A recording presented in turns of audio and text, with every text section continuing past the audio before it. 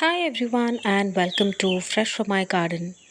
Whenever we think of Italian dishes like pesto and pizza, basil is one of the herbs that comes to our mind, and basil is a must in many of these Italian dishes as it adds a lot of flavor to these dishes. Nowadays, a lot of these herbs are available in Indian supermarkets, but they are also very easy to grow at home. In today's video, I'll share tips on how to care for basil and have a continuous and regular harvest from these plants. And in case you cannot find basil seeds, you can also get cuttings from the supermarket and grow them into new plants. Most of my plants of basil are grown from seed that I purchased online or in the garden center, and they are pretty easy to grow from seed. Basil seeds can be planted in compost rich, well draining soil, and in 10 to 15 days, we'll start to see a lot of seedlings in the pots. And once they start to have at least 2 to 3 sets of leaves, they can be transplanted into different containers so that they can grow big and don't grow overcrowded in the same pot. When growing from seed, use a potting mixture of cocoa peat with garden soil and some compost and plant these seeds in the soil and place them in a spot where it receives filtered sunlight. And in a few days, we will start to see a lot of seedlings. Basil plants love moisture, so make sure that the soil is always moist at the time of germination of seeds. Once the plants are a few inches tall and they have at least 4 to 5 sets of leaves, then we can start harvesting from these plants and pinch off or cut off the top set of leaves and use them in our dishes. Regularly harvesting from this plant will ensure that it grows a lot of new foliage that we can harvest. Otherwise, in a few weeks, we'll start to see flower formation and this plant will start going to seed. Once the flower formation starts on these plants, then this plant will not produce any more new foliage and it will slowly start to die back. Basil plants grow well in tropical weather conditions, and we can harvest basil year round from our plants, provided these plants are not allowed to flower or go to seed.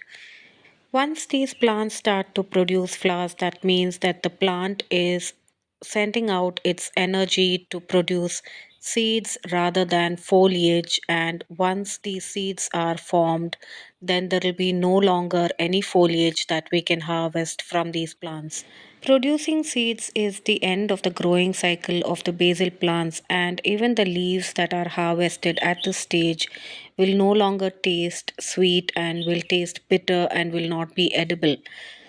So, for us to get a regular harvest of basil from our plants throughout the year, we need to make sure that this plant doesn't go to seed. And as we see flowering on the plants, make sure to snip off all these flower buds and ensure that there is no seed formation on these plants so that we can get a regular harvest from them. Harvesting regularly from this plant will ensure that this plant gets bushier and we get bigger and better growth on these plants, and then we can harvest regularly from these plants.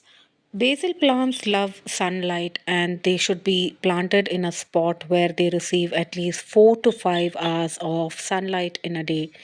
If we get too much of heat or too much direct sunlight during the afternoons, then it is better to place them in a spot where they get some afternoon shade and more of morning sunlight.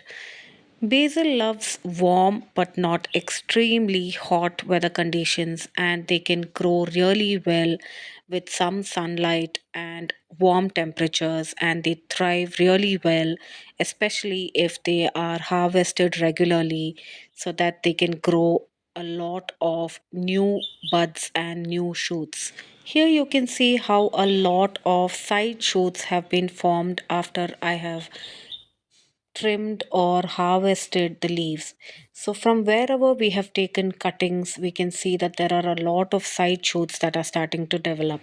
As I mentioned in the beginning of the video, basil can be grown easily from seeds and also from cuttings. And these are some basil stems that I purchased from the supermarket, and I used a few stems so that I can propagate and grow new plants. After removing the leaves that I used for cooking, I placed the stems in a bottle of water. In about 7 to 10 days, we started to see new roots developing on these stems. After a few roots have been grown on these stems, then they can be transplanted into a container and then it will start growing into a new plant. Here you can see that some of my stems have developed roots very well, and there were a couple of stems that didn't grow well and they started to rot. So I removed the ones that rotted and only kept the ones that were starting to develop new roots. And these are going to be transplanted into a container. On the stems that have developed roots, you can also see small leaves starting to sprout. So then these are ready to go into the soil where it can grow into a new plant.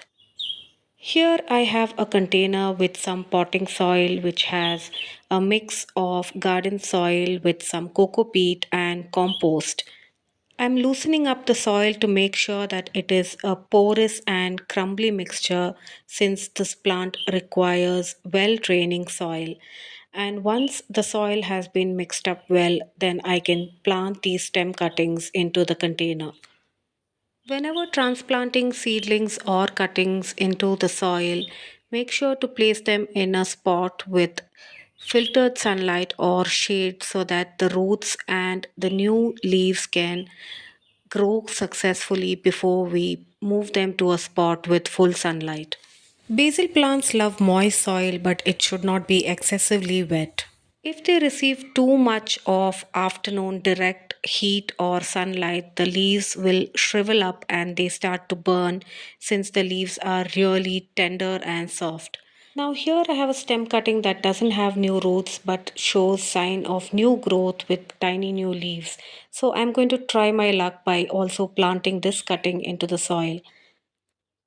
I'm planting only 3 cuttings in this container, giving them enough space to grow. Basil plants grow really bushy and tall, and they should have enough space so that they can spread out and have a lot of foliage and grow bushy. Also, make sure to water your cuttings or your seedlings immediately after they are transplanted to reduce the amount of transplant shock. So, now here are my cuttings ready to grow into new plants, and in addition to this, I have a few basil plants that are growing from seed. I hope you liked today's video and the tips that I shared in today's video. Please do like, share, and subscribe to our channel for more gardening related videos. Thanks for watching Fresh from My Garden.